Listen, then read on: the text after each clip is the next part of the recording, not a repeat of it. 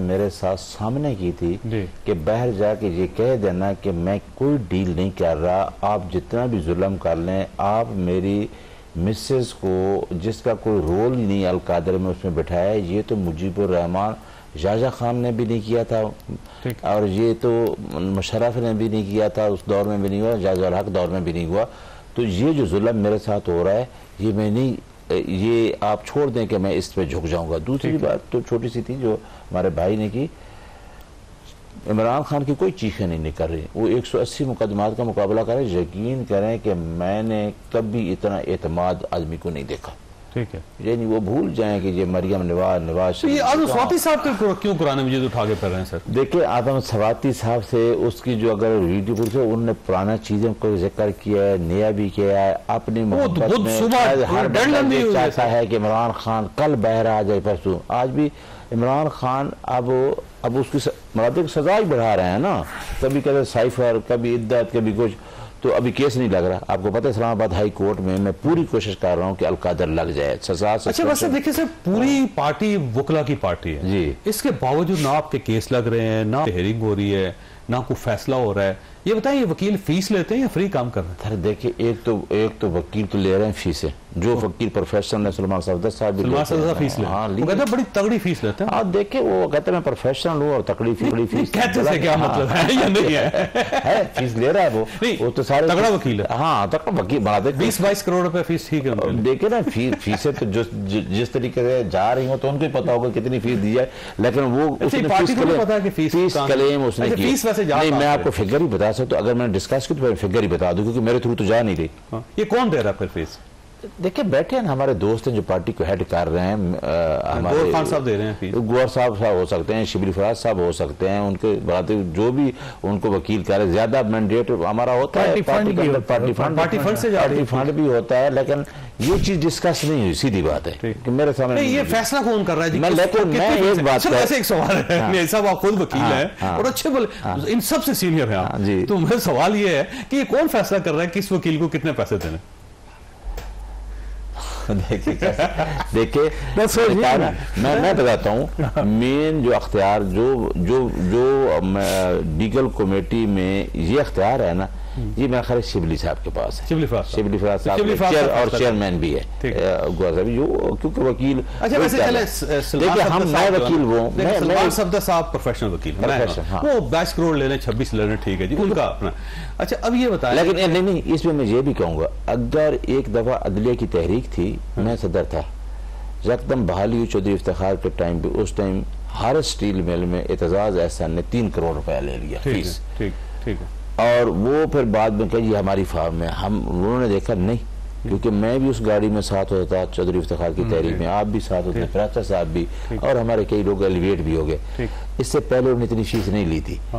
अगर सलमान सफदर हो या न्याजुल्लाह न्याजी, अगर मैं 15 लाख फीस लेता हूँ तो यकदम मैं करोड़ लूँ ना, तो ये ज्यादती है। ये सलमान सफदर सब ले रहे हैं। मैं सलमान सफदर की ज्यादती का नहीं किया, जो भी हो हु सो एवर, चाहे मैं भी हूँ। देखिए छोटी सी गाड़ी में आया था, बड़ी गाड़ी है, कमाल है। वैसे अगर ये अच्छा केस ना मिलता तो मैं वैसे कहता हूँ कि जो एक आदमी जंग लड़ रहा है ना, ठीक है, वो तो अपनी बात बता देता है। लोग कहते हैं इमरान खान यू टर्न लेता है, मैं तो इमरान खान सीधी बात मान लेता है। सही बात। अगर वो एक जंग लड़ रहे हैं तो मैं कहूँ कि मैंने पार्टी ज्वाइन की है इमरान खान के विजन पे, और मैं फिर कहता हूँ कि मुझे फीस भी दी जाए, तो फिर विजन किधर गया? अच्छा वैसे ये विजन पे एक सवाल मैं अगर इजाजत दें आप, लतीफ खोसर साहब आपकी पार्टी का हिस्सा है, MNA भी हैं, वो क्यों फीस ले रहे हैं? अब देखिए ये क्वेश्चन आप मुझसे भी करें, मुझसे बेशक पूछें कि नहीं साहब आपने कितनी फीस ली है, तो मैं आपको बताऊं नहीं, वो असल में आपका जमात है इसलिए नहीं, मैं कसमें तो नहीं खाऊंगा। आपने ले ली, गौर खान ने ले ली,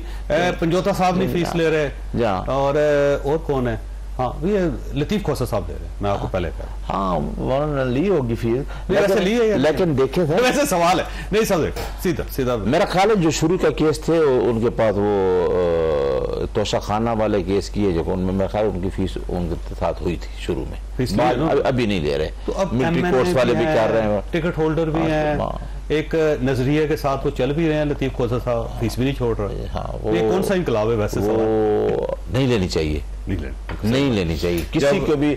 मैं आपके प्रोग्राम में कह रहा हूँ कि एक बंदा जंग लड़ रहा है जिस जो जो जो अपनी हर चीज दे के बैठा है स्टेक पे, और हम भी कहते हैं कि हम रूल ऑफ लॉ की जंग में उसका हिस्सा बन रहे हैं, जो फीस लेता है वो गलत कर रहा है। बस एक रुकिए, नहीं सर ये देखें बड़ी अच्छी खबरें आ रही हैं, फिच की अच्छी रेटिंग आ गई है पाकिस्तान की। पाकिस्तान तो बल्कि अब डिफॉल्ट के जो खतरा था उससे बाहर निकला है, रिमिटेंस बहुत बढ़ रही है, यात्री बहुत बढ़ रहे हैं, तो आपको महसूस नहीं हो रहा पाकिस्तान के फ्यूचर बड़ा अच्छा है और पीटीआई को नजर नहीं आता? देखें जो मेरा ख्याल हेल्प हो रही है, आपको पता ही है जिस तरीके से इन्वेस्टमेंट लेके आ रहे हैं, जो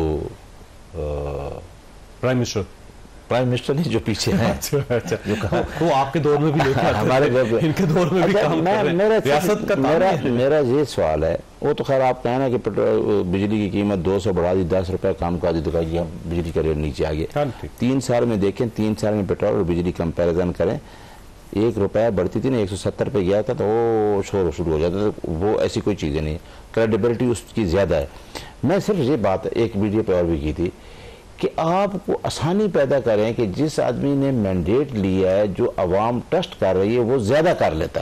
एक बात याद रखें कि जितने तक मुल्क में पॉलिटिकल स्टेबिलिटी नहीं होती ना, उतने तक ना आपकी मुईशत तरक्की होती है, ना आपके दिफाई अंदरूनी। आपने देखे अंदर बलोचिस्तान और KPK में क्या हो रहा है, क्योंकि जब लोगों को बाहर से दुश्मन को संभालना आसान होता है कि बाहर का पता है दुश्मन है, अंदर तो जो अंदर ही लोग मिल जाए तो फिर मुश्किल। जितने तक आप जेन्युइन लोगों को इन्वॉल्व नहीं करेंगे, जो लोगों पाकिस्तान के हकीकी नुमाइंदे आए हैं उनको आने दो, आपकी सारी चीजें ठीक हो जाएगी। वैसे देखिए आज ना वैसे आर्मी चीफ ने बड़ी अच्छी बात की, उन्होंने कहा दहशतगर्दों की 10 नस्लें भी बलोचिस्तान को नुकसान नहीं पहुंचा सकती। बाहर तो ये चीज अच्छी लगती है, लेकिन नुकसान तो पहुंच रहा है, साथ साथ नुकसान तो पहुंच रहा है, लेकिन डिपेंड ये करता है और मैटर ये करता है रादर कि आप रिस्पॉन्ड कैसे कर रहे हैं।